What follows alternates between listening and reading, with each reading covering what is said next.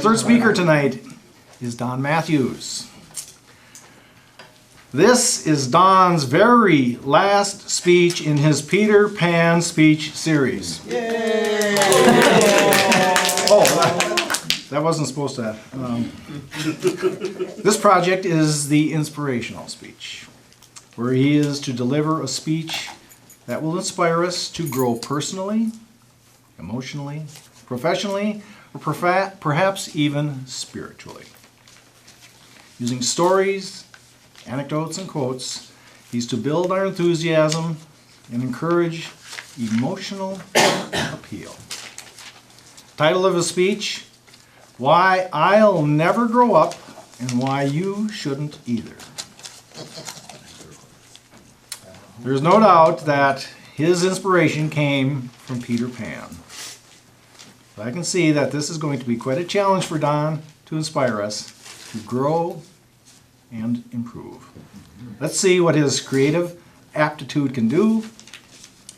Please help me welcome Don Mathews.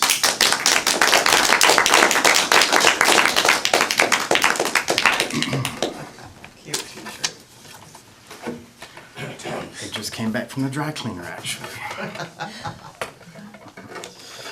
I want to make sure it was ready for tonight. My very last speech. Well, I want to tell you, when I was in high school, I used to lifeguard. And one incident that changed my life was when I was sitting by the pool, lifeguarding the pool, and this old man came up to me.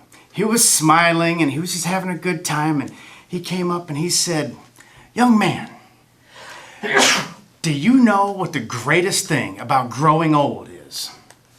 And I thought, well, let me think. You get to sleep into noon. No. You get to stay up late. No.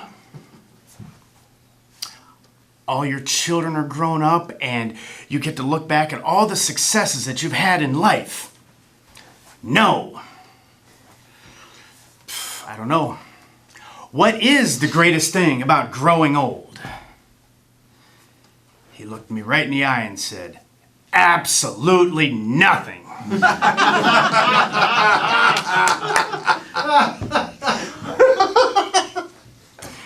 Mr. Toastmaster, fellow Toastmasters, and our most welcome guests.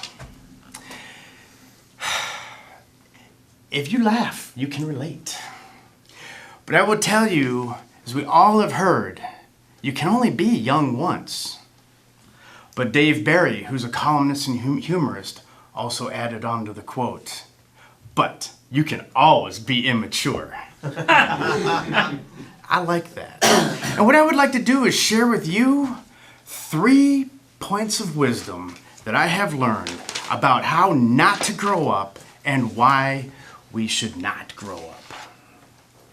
The first point that I will make is that growing up kills your creativity. There was a research study done many years ago on artists and musicians. They wanted to know what age that you start losing that creative edge. In that study, they determined it was about 40 to 50 years old. But we're not all composers and we're not all musicians or artists. So a new study came out, first defining what is creativity. They said creativity is the ability to create, come up with new ideas, original things, stuff that makes you wonder. And at what age do we lose that ability? That research study found that we lose that ability at age 2.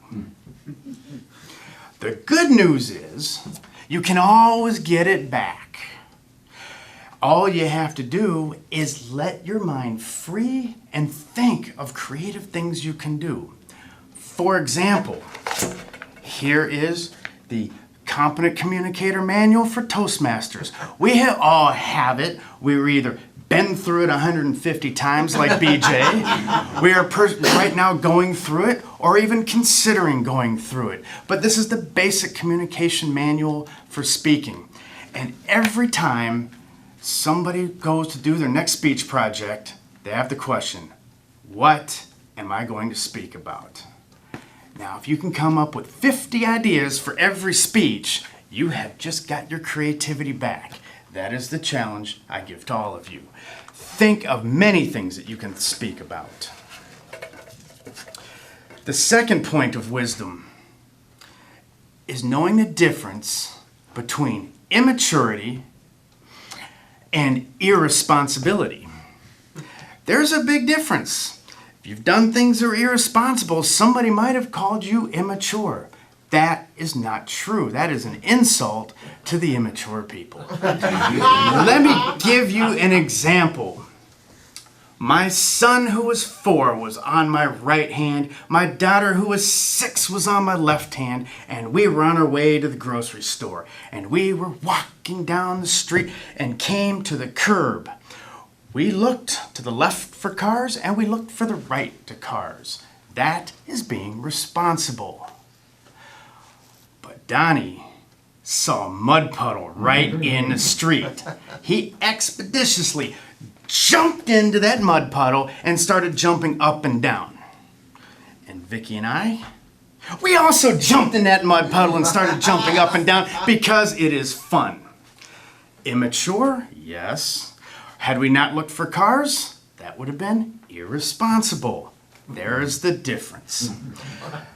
The third point of wisdom I will share with you is knowing the difference between dreaming or being a dreamer and being stupid.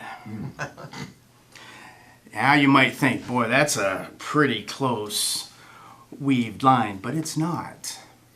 For example, Peter Pan was one who could fly. That's a fact. He could fly. James Barrie, who was the author of Peter Pan, gave him the license, said, you can fly. You just need some pixie dust. Believe in fairies. Here's a fairy with pixie dust. You can fly. The rest of us cannot fly. But we can dream about flying. And if you saw Peter Pan the movie, read the book, or know the story, at one time in your life, you thought about flying also. And is there anything wrong with dreaming about flying now, even though you know that you can't? I mean, if you could fly, wouldn't it be cool to fly around this room? I would like to fly up one side of the Eiffel Tower and down the other. Just think how fast you can get to work and back if you want to go to work. Or you could fly around the Twin Stadium. Who's going to catch you? But they'll all be looking at you. There's so many things you could dream. That is being a dreamer. But if you jump out of that window to prove to me that either you can fly or that you can't fly, that is stupid. There's the difference. Now I will tell you the 3 things about not growing up: creativity, immaturity, and dreaming. Is one story with my daughter. My daughter, Vicky, loves to draw. She's now 15 and she still loves to draw. But when she was 5 years old, she had a whole different view of the world. And one day, she was asking me about a car. Daddy, do you want another car? Yeah, I'd like another. What kind of car would you like? What color? And she went through the whole exercise. I thought she was going to draw a Jeep Wrangler, a nice big red Jeep Wrangler, something that I wanted. But no, she came back in the room 20 minutes later and said, Dad, I got a solution. And she handed me 3 little green drawings. They were $10,000 bills each that she made with a crayon. She said, here, you can go buy a whole new car, Daddy. I took those and I said, well, I can't use this for it, but it is definitely helpful. I took the first $10,000 bill and I put it on the refrigerator. That helped inspire me to dream about that car. I took the second $10,000 bill and I put it in my wallet. That way I could always think about her and believe that things are possible, even if I don't have the money or even the means to make things happen the way I'd like them to happen. And the third one, I put in a safe deposit box. Oh yeah. When she calls me and says, "Dad, can I borrow some money for a car?" Oh, there's the immaturity. "Hey, Vicky, I have a $10,000 bill for you."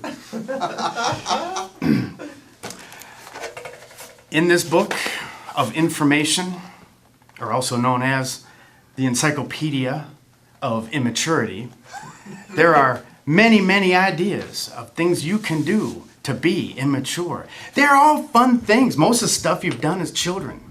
And I recommend, if you've not gone through this book, and there's not one thing you've done as a child, you have grown up too fast. Read through it, and the things that are in this book, if you go and do them, will keep you from growing up and growing old. And finally, I will say, Walt Disney said it best when he said, "If you can dream it, you can do it." And it is the dreaming, the creativity, and the immaturity that keeps us from getting old. Mr. Toastmaster.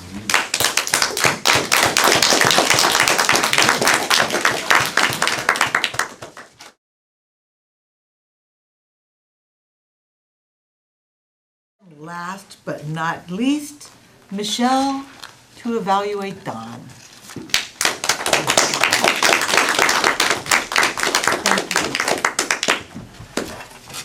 Madam Evaluator, fellow Toastmasters, and most welcome guests. Don's objective was to inspire us to improve ourselves, hopefully for a noble cause. Don gave a very fun and informative speech on staying young at heart, which I feel is a very noble cause. So I was thankful to be part of this audience tonight. I felt inspired to find moments of creativity and partake in fun events of immaturity without being irresponsible in my own life. Thank you. I liked your stories, especially about your kids with the mud puddle. I could visualize the three of you walking into the grocery store, mud splattered, and laughing. Very cute. The only suggestion that I could possibly come up with was when you were holding your book and explaining that there were many examples in the book for us to be young at heart and do immature things. We didn't get any examples, so now I want to grab your book and what else can we do besides jump in mud puddles and make play money? So you may say that I'm a dreamer, but I'm not the only one. Don is also. And I'm glad I get to share that title with Don and everyone else who chooses to keep their feet on the ground and keep reaching for the stars. Thank you, Don. Thank you. And I can tell from your Facebook page that that's the case, that you are fun and a dreamer.